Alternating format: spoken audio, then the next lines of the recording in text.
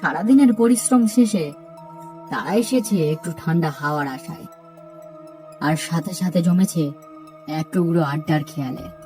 নিস্তব্ধতা ভেঙে মাঝে মাঝে ভেসে আসছে তাদের হাসি ঠাট্টা আর পুরোনো দিনের গল্প। এই সময়টা না থাকলে জীবনটাই বৃথা লাগতো। তা যা বলেছ, সারাদিনের খাটুনির পর এই একটু স্বস্তি। কিন্তু নূতগুড়ো মুখ গম্ভীর করে বসে আছে। কি হলো গো খুড়ো, চুপচাপ কেন এত? কিছু হয়েছে নাকি? কি আবার হবে, পুরো বসে বসে একটা নতুন গল্প ফাঁদছে বোধ হয়। দেখ পলাশ, সব সময় আর কি ভালো লাগে না। আমি মানুষটা মরছি চিন্তায়, আর উনি এইছেন আর কি মাত্র। এখনো রাগ করতেছো কেন ওর কথায়? ও বাচ্চা ছেলে, কি বলতে কি বলছে। তুমি কি হয়েছে তোমার? এত চুপচাপ কেন তুমি আজ? কি আর বলবো ভাই, আলু চাষ করেছিলাম, তা ফলনও ভালো হয়েছে। কদিন আগে পরিমল বেটা আমার কাছ থেকে 2 বস্তা আলু নিয়ে গেল, কিন্তু বেটা বললো এই টাকাটা পরে দেবো খুড়ো, এই এখন একটু হাত টান চলছে। আমিও না করতে পারলাম না। জানিস তো আমি কাউকে না করতে পারি না। সেটাই হলো আমার কাল। ও বেটা আজ 1 মাস হয়ে গেল, এখনো টাকা দিল না। তাই ভাবছি কিভাবে দেওয়া যায় টাকাটা। মাথা খারাপ, ও টাকা তুমি আর পেলে হয়? ও বেটা বদ্ধ করে খাটে না খটে না, দিয়া টাকা দেবে তো? বেটা কাল পিসাচ, টাকা না দিলে ওই অভিশপ্ত কুয়ে মরবে। বলে দিল, চিটিং বাজ হুমদ একটা। কোন কুয়োর কথা বলছো খুড়ো? নূতগুড়ো একটু অপ্রস্তুত হয়ে যায়। সে চাইছিল না এই বিষয়টা নিয়ে আবার কথোপকথন হোক। না রে, ও কিছু না, ভুল করে বেরিয়ে এসেছে। তুমি কোন ওর কথা কইতেছো পুরো? আমি ঠিক ঠাক করতে পারছি। এই তোমরা কি চোখে চোখে কথা বলছো বলো তো? আমি যে কিছুই বুঝতে পারছি না। তোর অত বুঝে কাজ নেই বেটা, খুব পেকেছিস, সব বিষয়ে জানা ভালো না, বুঝলি তো। ও জানতে চাইছে, বলেই দাও না। আচ্ছা ছাড়ো, আমি কয়া দিতেছি। নূতগুড়ো বিড়বিড় করে নিজের মনেই কিছু একটা বলল। রবিন সেটা লক্ষ্য না করেই বলতে শুরু করলো। আরে আমাদের গ্রামে যে পোড়া মাটির বাড়িটা আছে না, সে বাড়ির সামনে যে পুরানো কুয়াটা আছে, পুরা সেই কুয়ার কথাই কইতে আছে। আরে মোড়লের দখলে যে পুরনো ভিটে বাড়িটা আছে, তার সামনে যে কুয়োটা আছে, সেই কুয়োর কথা হচ্ছে। আরে ও তো আমিও জানি, ওই তো গ্রামের জেনে বসে আছে নদী, মরণের দখল লাগাতে এসেছে। সব ব্যাপারে ফটফট করিস না তো পলাশ, চুপ করে থাক, আমার কথাটা আগে শেষ করতে দে। আহা, নিজেদের মধ্যে কথা কাটাকাটি না করে কেউ একজন বললেই তো হয়। এই রবীন্দা, তুমি বলো না। কিন্তু মাঝখানে ফটর ফটর করলে আমি কিন্তু আর করবো না। রবিন বলতে শুরু করে। আমাদের গ্রামে যে পোড়া মাটির বাড়িটা পড়ে আছে, তার সামনে যে কুয়োটা, এইটা হচ্ছে অভিশপ্ত কুয়া। শুনছিল অন্ধকার নামলে ওই কুয়ার দিকে সবাই যাইতে ভয় পেত। এখনো তো সবাই ভয় পায়। কেন, তোরা জানিস না? না তো, আগে কখনো শুনিনি এমন কিছু। শুনবি কি কইরা? সবাই তো কুয়োর নাম নিতেও ভয় পায়। ওই পুরো বাড়িটা যার, সেটাকে একদিন ওই কুয়োর মধ্যে পড়েই মারা যায়। সেই থেকে ওই কুয়োর কাছে যে বা যারা যায়, তাদেরকে তাই না নেয় সে লোকের ভয়ঙ্কর আত্মা। কি বলো খুড়ো, ঠিক বললাম তো? নূতগুড়ো কোনো জবাব দিল না। মুখটা এমন করলো যেন কুয়োর প্রসঙ্গটাই সে শুনতে চায় না, যেন ইচ্ছে করে এড়িয়ে যেতে চাইছে কথাটা। যত সব ফচকামি গল্প, আর কিচ্ছু নয়। ওই কুয়োর মধ্যে একজন পড়ে মরেছে, সে নাকি আবার লোকেদের টেনে নেয়। হ্যাঁ, পাগলদের প্রলাপ ছাড়া আর কিছু না। এই পাগলের প্রলাপ? আচ্ছা, তুই পারবি এই বড় সন্ধ্যাবেলা ওই কুয়োটার কাছে যেতি? হ্যাঁ, খুব তো ফটো ফটো করতেছিস, যা দেখি কেমন পারিস। এই কথাটা শুনে পলাশ আর রথিন সহ নূতগুড়ো থতমত খেয়ে যায়। কি হলো? হ্যাঁ, মুখের জল শুকাই গেছে বুঝি? জানতাম, মুখেই শুধু ফটোর ফটো। হ্যাঁ, ঠিক আছে, যাব আমি, আর দেখিয়ে দেব এটা পাগলের প্রলাপ ছাড়া আর কিছু নয়। তোরা কি পাগল হলি নাকি? হ্যাঁ, এতক্ষণ চুপচাপ তোদের বক বক শুনছিল বসে, কিচ্ছু বলিনি। এই শোন পলাশ, বাচ্চাদের মতন হ্যাকাতে করিস না। ওর কাছে যারা গেছে কেউ ফেরেনি আজ পর্যন্ত, বুঝলি? রবি, তোরও কি ভেমরুতি হলো না? পলাশকে উস্কে দিচ্ছিস যে বয়সটা তো কম হয়নি রে তোর। এই বয়সে এসে বাচ্চাদের মতো মতলব ফেলেছিস বুঝি? হ্যাঁ, আমার দোষ কোথায় কোনো? ও বেটাকে হ্যাকাতে করে চলেছে তখন দিয়ে।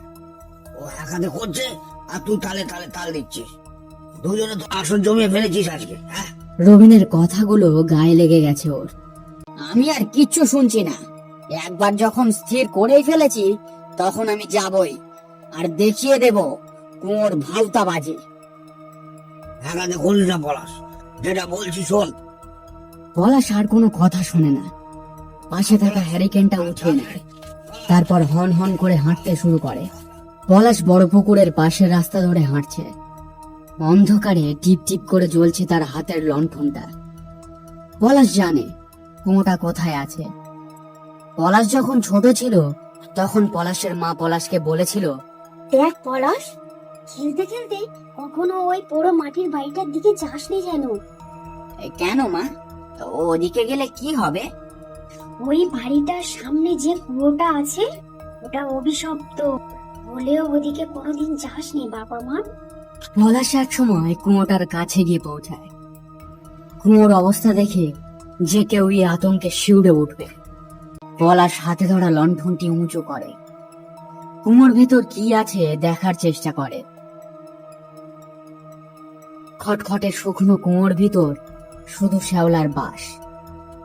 কুয়োর গভীর থেকে এক তীব্র বোটকা গন্ধ আচমকাই পলাশের নাকে আঘাত করে। অস্বস্তিতে নাক চেপে ধরে পলাশ, তারপর দ্রুত একপাশে সরে যায়। বাবা, কি বিতিকিচ্ছিরি গন্ধ রে বাপ! এ তো পুরো মরা পচা গন্ধ। মনে হয় ভেতরে অগুন্তি ইঁদুর মরে পড়ে আছে। ছ্যা, ছ্যা, ছ্যা। এমন সময় কুয়োর ভিতরে কালপাশ করে একটা আওয়াজ হলো, যেন কেউ জলের মধ্যে ঝাঁপ দিল। কিন্তু কুয়ো তো শুকনো, তাহলে জল কোথা থেকে এলো? পলাশ অবাক হয়ে আবার লণ্ঠনটা উঁচু করে কুয়োর মধ্যে দেখার চেষ্টা করে। এ কি, এ কুয়োর মধ্যে এত জল কোত্থেকে এলো? এই তো কিছুক্ষণ আগেই শুধু শ্যাওলায় ভরা ছিল কুয়োটা। এর মধ্যে পলাশের দৃষ্টি হঠাৎই চলে গেল কুয়োর মাঝখানে। গভীর অন্ধকার জলের বুকে ছোট ছোট বুদবুদ উঠছে। পলাশের চোখ দুটো বড় হয়ে যায়। হাতে ধরা লণ্ঠনটা অজান্তেই হাত ছেড়ে কুয়োর জলে গিয়ে পড়ে। পলাশের মুখ দিয়ে অজান্তেই বেরিয়ে আসে, কে ওখানে? কে? তৎক্ষণাৎ কুয়োর পচা জলের ভিতর দিয়ে একটা ভয়ঙ্কর আর্তনাদ বেরিয়ে আসে।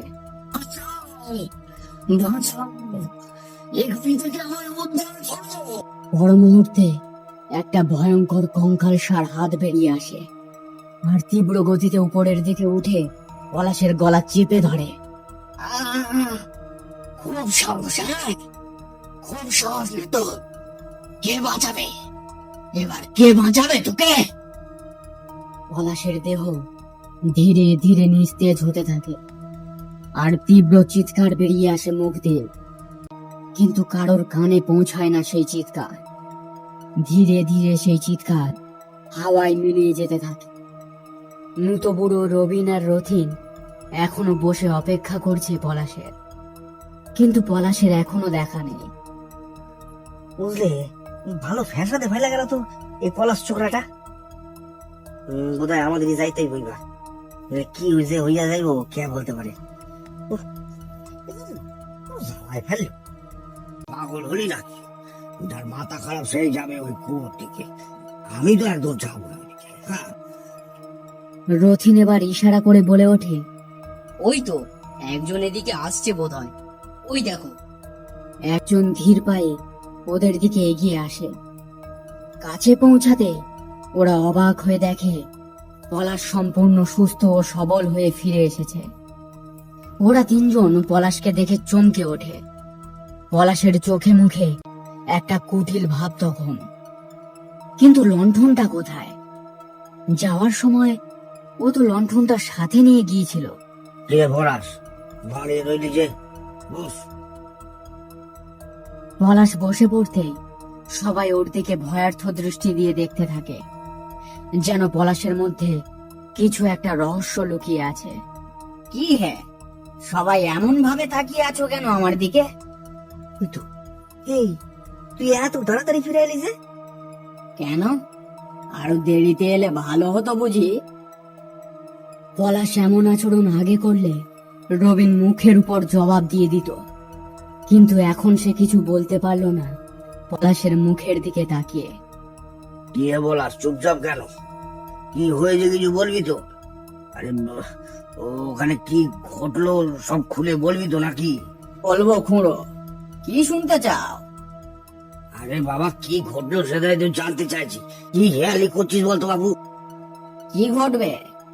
যা ঘটবার ঘটলো, তোমরাই ঠিক ছিলে। হাহ, আরে বাবা, কি ঘটলো সেটাই তো জানতে চাইছি। কি হেয়ালি করছিস বলতো বাবু? ছাড়ো তো খুড়ো, কারণ বলবার ইচ্ছা না থাকলে জোর করো না তো। ওই কুয়োর রহস্য আমি জেনে গেছি খুঁড়ো। সবাই চমকে ওঠে পলাশের কথায়, যেন সবার মনে এক আতঙ্ক ছড়িয়ে পড়েছে। কিসের রহস্য? হ্যাঁ, কিসের রহস্য কি বলছো খুড়ো? ওই কুয়োর রহস্য শুনবে? পলাশের এমন ব্যঙ্গভঙ্গির কথা শুনে সবাই যেন আতঙ্কিত হয়ে তার দিকে তাকিয়ে থাকে। আমি ওই কুয়োর কাছে যাওয়ার পর এমন কিছু জানতে পারি যা তোমরা শুনলে অবাক হয়ে যাবে খুড়ো। কি কি জানতে পেরেছিস? হ্যাঁ, কেন হেয়ালি করছিস বলতো? যা জেনেছিস জেনেছিস, আর বলতে হবে না, আমরাও শুনতে চাই না। কেন শুনতে চাইবো না খুলো? কি বলছো? মৃত্যুর মুখ থেকে ফিরে এসেছে পলাশ, সেই গল্প শুনতে হবে না? না, শুনে কাজ নেই তোমার। একটা মহান কাজ করে এসেছেন উনি, সেটা আবার শুনতে হবে? হ্যাঁ, শুনে নাও সবাই। তারপর তো জাগে কি জানতে পেরেছি সেটাই বলি বরং। ওই পুরনো ভিটে বাড়িটা যার, তার নাম জানো? তার নাম কৈলাস।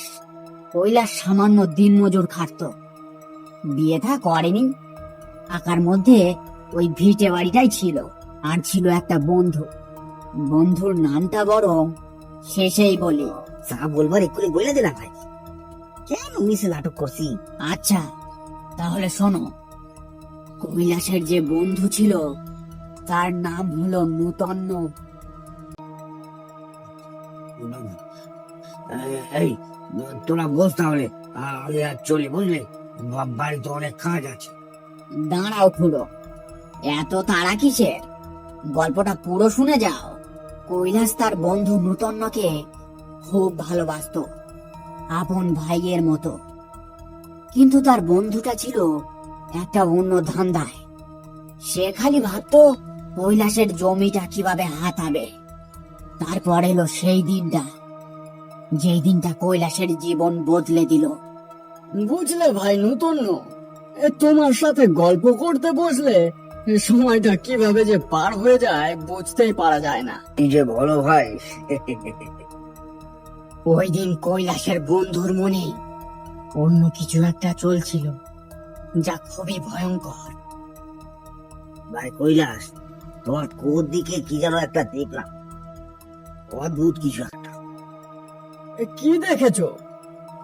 না ঠিক বুঝতে পারলাম না, কি যেন একটা কুয়োর মধ্যে প্রবেশ করলো। ওটার কাছে না গেলে বোঝা যাবে না, বুঝলে? আচ্ছা তাহলে চলো দেখি, কি দেখেছো তুমি একবার গিয়ে দেখে আসি বরং। কই, কিছু তো দেখতে পাচ্ছি না। কিন্তু আমি যে স্পষ্ট দেখছিলাম কিছু একটা কুয়োর মধ্যে এসে পড়লো।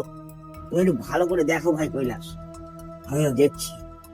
ধীরে ধীরে সে কৈলাসের পিছনে গিয়ে দাঁড়ায়।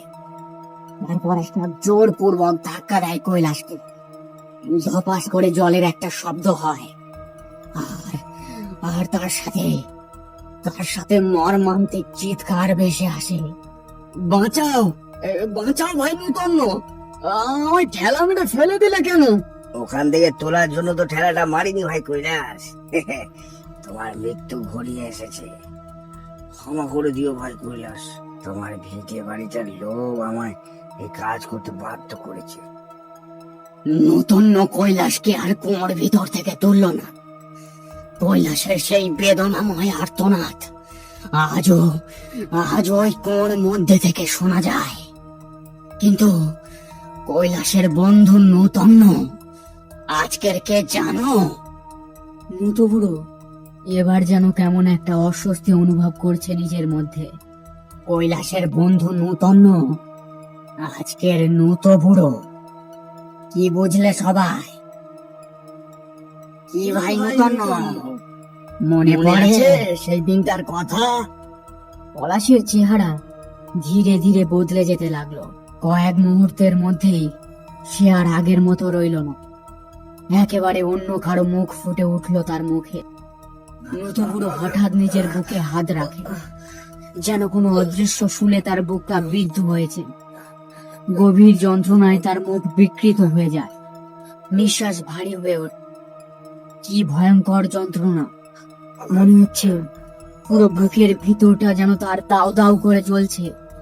কিন্তু হঠাৎই তার মুখ দিয়ে বেরিয়ে এলো এক বিকট চিৎকার। প্রবল যন্ত্রণা যেন তার চুরমার করে দিচ্ছে। মুহূর্তেই তার শরীর কেঁপে উঠল, আর সে ধপাস করে মাটিতে লুটিয়ে পড়ল।